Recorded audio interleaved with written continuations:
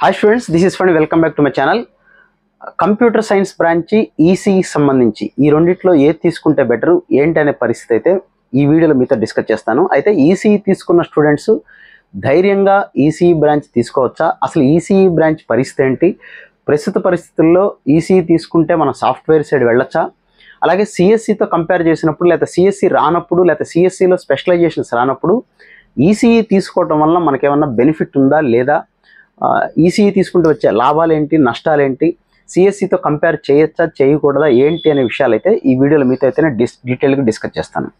So coming to the first point, computer science అనేది present ఉన్న trend.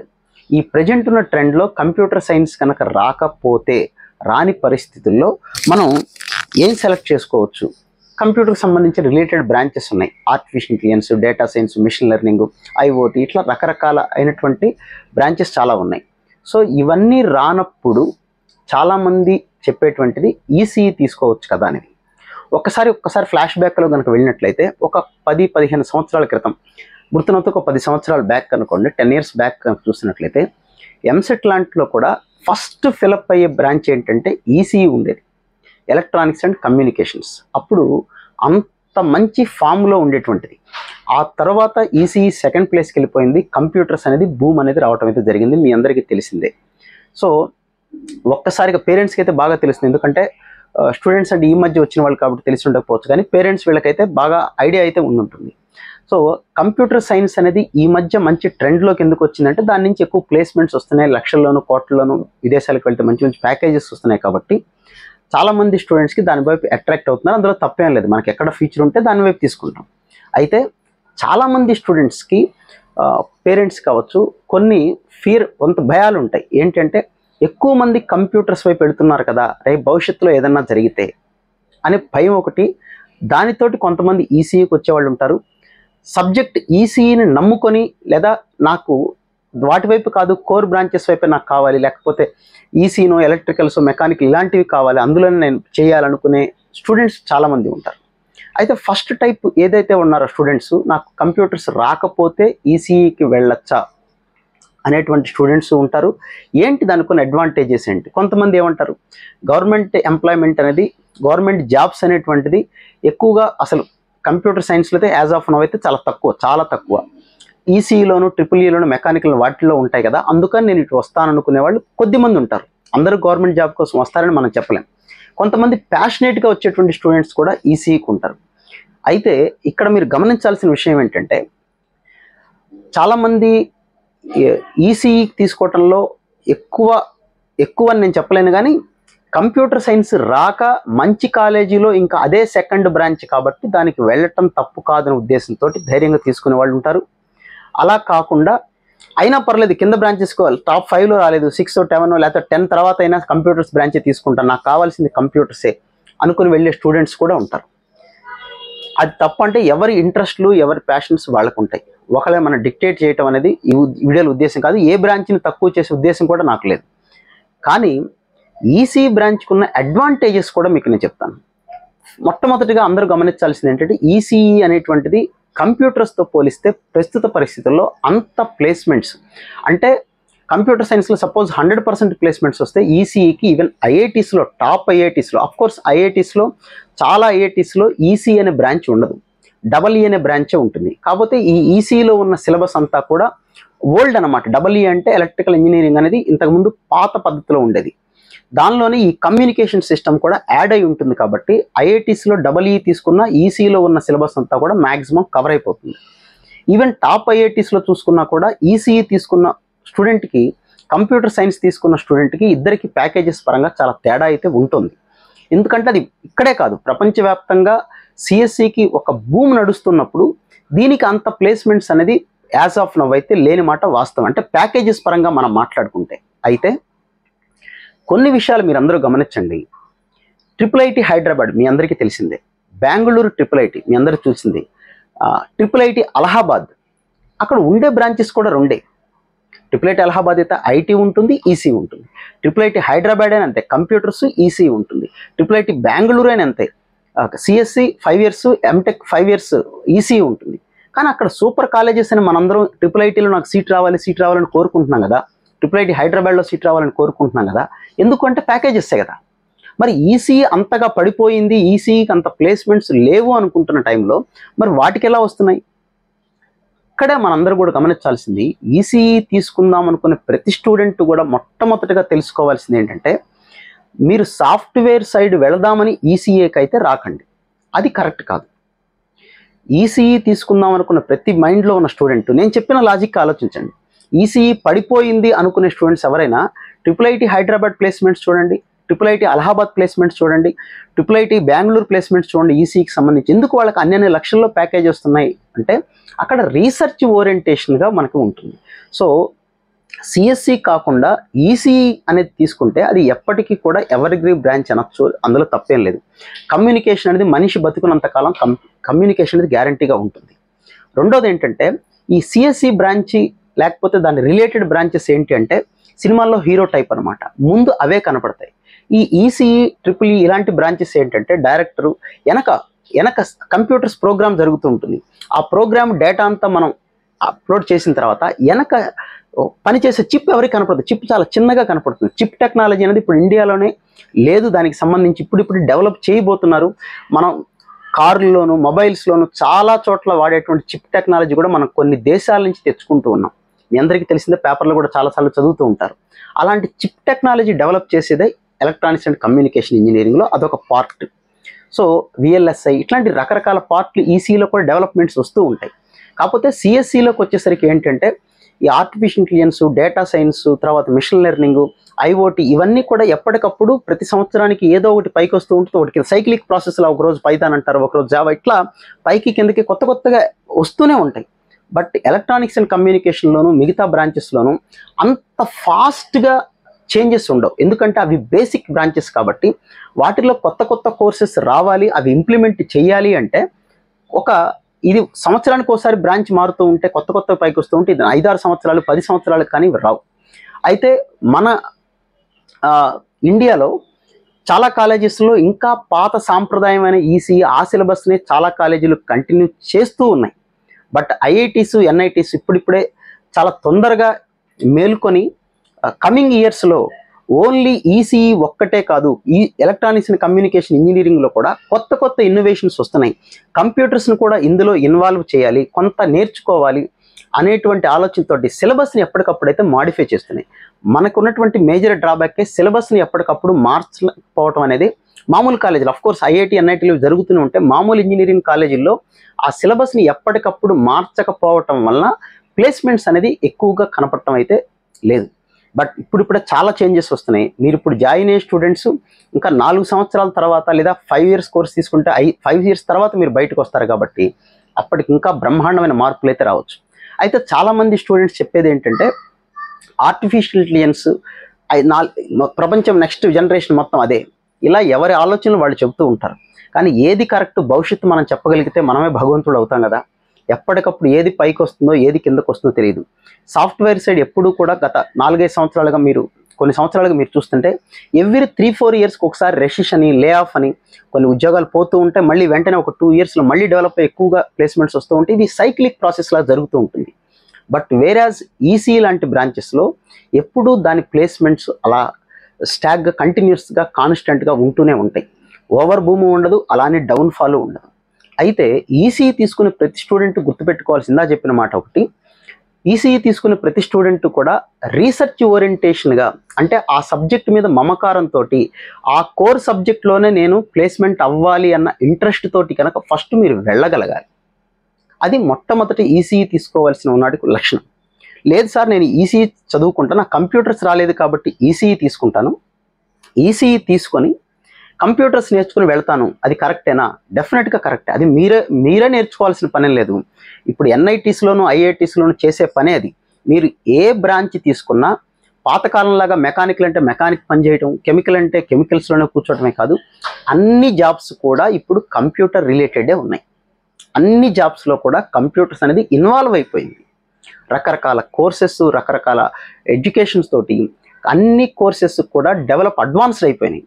కాబట్టి మీరు ఎలక్ట్రానిక్స్ అండ్ కమ్యూనికేషన్ బ్రాంచ్ తీసుకున్నా కానీ సిఎస్సి వాళ్ళకి ఏవైతే కొన్ని సబ్జెక్ట్స్ చెప్తారో ఆ సబ్జెక్ట్స్లో 50% సబ్జెక్ట్స్ మీకు ఈసీఈలో కూడా చెబుతారు. టాప్ కాలేజెస్లో ఎన్ఐటీస్లోను ఐఐటీస్లోను ఖచ్చితంగా అయితే జరుగుతాయి. మీరు కావాలంటే ఆ బ్రాంచ్ తీసుకున్న స్టూడెంట్స్ తోటి ఇంటరాక్ట్ అవ్వచ్చు. అయితే బేసిక్స్ అంటూ వన్స్ మనకు తెలిసిన తర్వాత, వాళ్ళు చెప్పిన తర్వాత, ఆ సిలబస్ కూడా మీకు ఎన్ఐటీ వెబ్సైట్లోను ఐఐటీ వెబ్సైట్లోనూ ఉంటుంది, కావాలంటే చెక్ చేసుకోవచ్చు. అయితే వాళ్ళంటూ మనకు బేసిక్ ఇన్ఫర్మేషన్ ఇచ్చిన తర్వాత మనం చేయాల్సిన పని ఏంటంటే, మీకు సాఫ్ట్వేరే కావాలి, నాకు సాఫ్ట్వేర్ సైడే వెళ్ళాలి, నాకు అనుకోకుండా ఈ బ్రాంచ్లోకి వచ్చాననుకున్న స్టూడెంట్స్, ఇది 2 పడవల మీద కాళ్ళు అనే పదం మనం వాడకూడదు, కానీ ఇది లైఫ్. ఎవరికైనా అల్టిమేట్గా కావాల్సింది శాలరీనే, ప్లేస్మెంటే అనుకున్నట్లయితే ఈ బ్రాంచ్ నేర్చుకోండి. అలాగే సిఎస్సికి సంబంధించిన కోడింగ్ కావచ్చు, ఇవన్నీ నేర్చుకోవడానికి ఆన్లైన్ కోర్సెస్ చాలా ఉన్నాయి. ఐఐటి మెడ్రాస్ వాళ్ళ ఆర్టిఫిషియల్ ఇంటెలిజెన్స్ కోర్సు ఆన్లైన్లో ఉంది, నేర్చుకోవచ్చు. వాళ్ళు అఫీషియల్ సర్టిఫికేట్ ఇస్తారు. ఇట్లా ఇవి నేర్చుకోవాలంటే ఫౌండేషన్స్ మీకు ఉండాలి. ఆ ఫౌండేషన్ సంబంధించి మీ కాలేజీ వాళ్ళు ఖచ్చితంగా మీకు ఇస్తారు. ఇవ్వకపోతే మీరు నేర్చుకోవాల్సిందే. కాలేజీలో కోడింగ్ క్లబ్స్ అని రకరకాల క్లబ్స్ ఉంటాయి, మనం నేర్చుకోవచ్చు, తప్పేం కాదు. అయితే ఒక ముఖ్యమైన విషయం ఏంటంటే, ఈసీఈ లాంటి బ్రాంచ్ తీసుకునేటప్పుడు ఖచ్చితంగా టాప్ కాలేజెస్లోనే తీసుకోండి. అంటే మంచి ప్రొఫెసర్స్ ఉండాలి, ఎక్విప్మెంట్ ఉండాలి, ఎన్విరాన్మెంట్, ఈ 3 ఖచ్చితంగా ఉండి తీరాల్సిందే. సిఎస్సికి అలా కాదు. సిఎస్సికి ఎప్పటికప్పుడు అప్డేట్ అవుతూ ఉంటుంది కాబట్టి కాస్త మనం కరెక్ట్గా చెప్పగలిగితే మనం అల్లుకుపోవచ్చు. బట్ వేరేజ్ ఈసీఈ లాంటిటువంటి ప్రాచీన కాలం నుంచి వస్తున్నటువంటి ఈ బ్రాంచ్ ఏదైతే ఉందో, దీనికి మంచి ప్రొఫెసర్స్ చాలా ఇంపార్టెంట్. పాతకాలం నుంచి ఉన్న ప్రొఫెసర్స్, సబ్జెక్ట్ ఇన్డెప్త్గా చెప్పగలిగేటువంటి ప్రొఫెసర్స్, దానికి సంబంధించిన ల్యాబ్ ఫెసిలిటీ, ఎక్విప్మెంట్స్ ఉండాలి. మోరోవర్ ఎన్విరాన్మెంట్ కూడా ఉండాలి. ఎన్విరాన్మెంట్ అంటే స్టూడెంట్స్ అవ్వచ్చు, కాలేజ్ ఇన్ఫ్రాస్ట్రక్చర్ అవ్వచ్చు, ఇవన్నీ ఉంటే మనం ఎదగటానికి చాలా అవకాశాలు ఉంటాయి. కాబట్టి సిఎస్సి అనేది మనం 3rd గ్రేడ్ కాలేజీలో తీసుకున్న మన స్కిల్స్ని ఉపయోగించి డెవలప్ చేసుకుని పైకి వెళ్ళొచ్చు. బట్ వేరాజ్ ఈసీఈ లాంటి కనుక బ్రాంచెస్ కనుక తీసుకుంటే ప్రొఫెసర్స్, కాలేజీ, ల్యాబ్, ఎన్విరాన్మెంట్ ఇవన్నీ చాలా ఇంపార్టెంట్ రోల్ ప్లే చేస్తాయి. సో ఎవరైనా సరే టాప్ కాలేజీలో ఒకవేళ ఈసీఈ వస్తే డెఫినెట్గా అయితే తీసుకోవచ్చు, మీకు ఎటువంటి ఇబ్బంది ఉండదు. గవర్నమెంట్ జాబ్స్ చూస్ చేసుకునే వాళ్ళు తక్కువగా ఉంటారు ఈసీఈ నుంచి.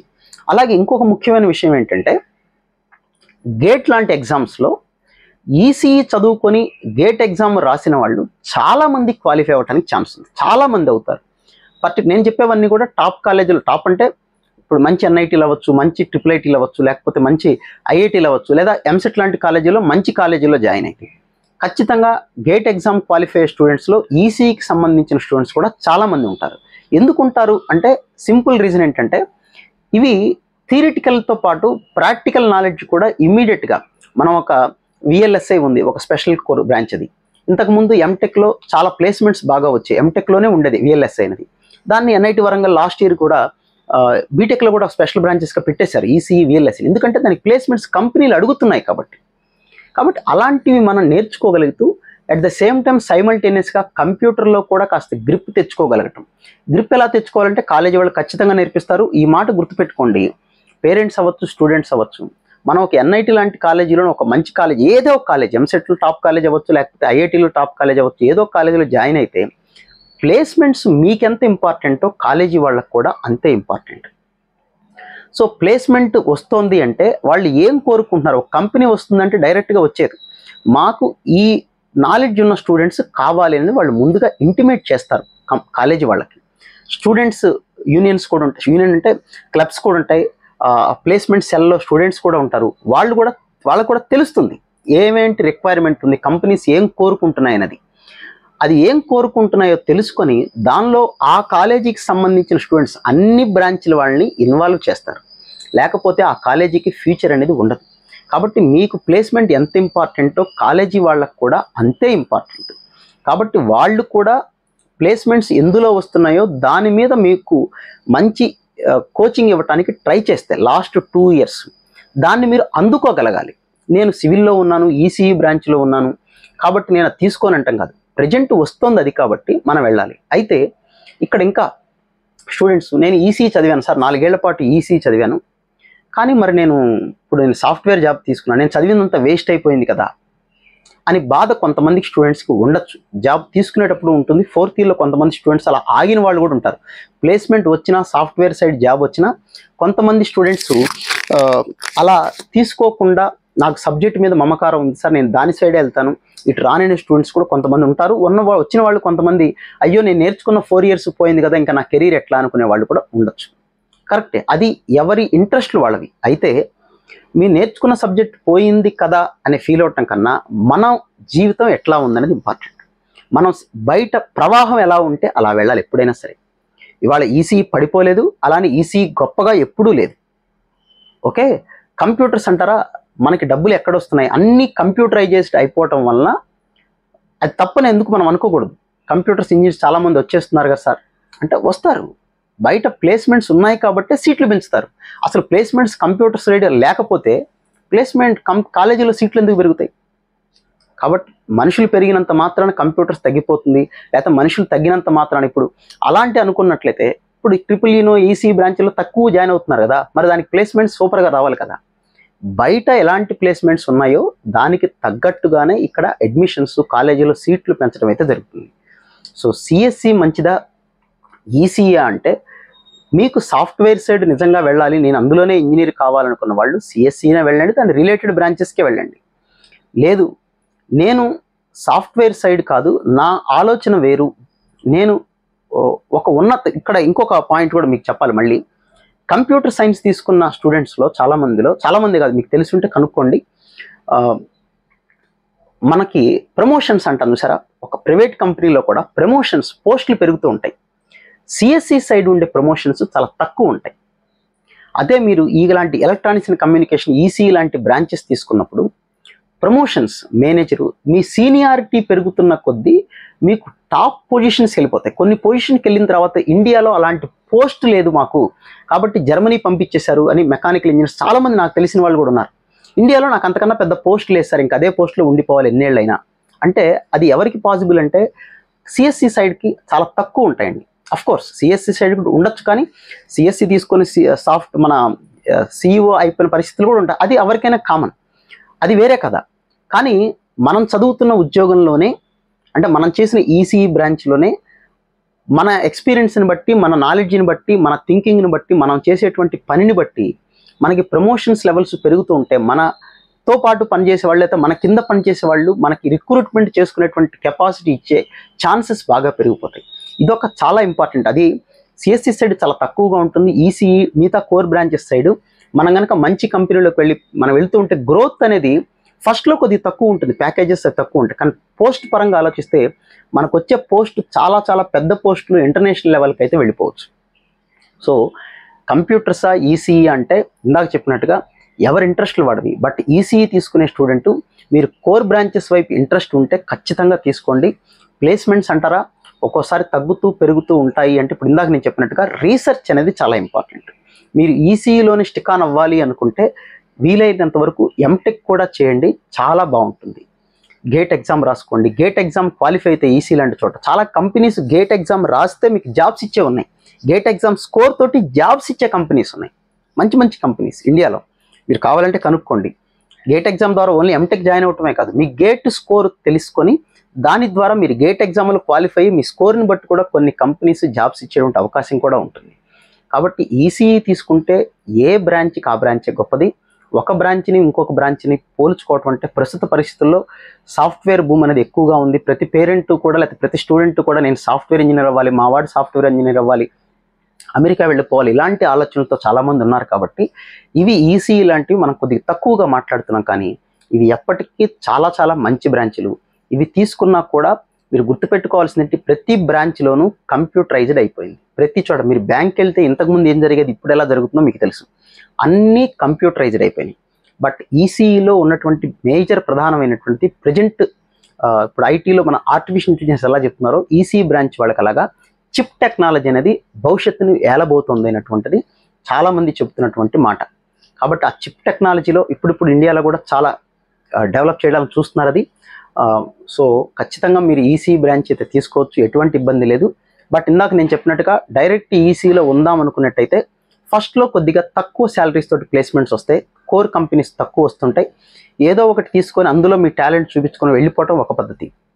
లేదు ఫస్ట్ ఇయర్ నుంచి ఎలాగో కంప్యూటర్ బేసిక్స్ కాలేజీలో చెప్తారు కాబట్టి రెండు పడవల మీద కాలేయండి, తప్పదు కొద్దిగా వర్క్ చేయాలి. ఎటువైపు మనకి శాలరీస్ కావాలనుకుంటే అటు వెళ్ళాలని ఆలోచన, సాఫ్ట్వేర్ జాబ్ చేయాలని కోరుకుంటే సెకండ్ ఇయర్ నుంచి అవి నేర్చుకుంటూ కోడింగ్ నేర్చుకోవచ్చు, లేదా ఇలాంటి ఐఐటి మెడ్రాస్లు ఇచ్చేటువంటి ఆన్లైన్ కోచింగ్ తీసుకుంటూ మనం ఆ డిగ్రీ సర్టిఫికేట్ తోటి ప్లేస్మెంట్స్కి అయితే వెళ్ళొచ్చు. అయితే ఇంకొక లాస్ట్ అండ్ ఫైనల్ ఇంకొక మాట అంటే ప్లేస్మెంట్ వచ్చేటప్పుడు నాకు ప్రయారిటీ ఏముంటుంది సార్ సాఫ్ట్వేర్కి అంటే ఆటోమేటిక్గా కంప్యూటర్ సైన్స్ ఇంజనీర్ చేసిన వాడికి కొద్దిగా ప్రయారిటీ అనేది ఎక్కువ ఉంటుంది, సహజం.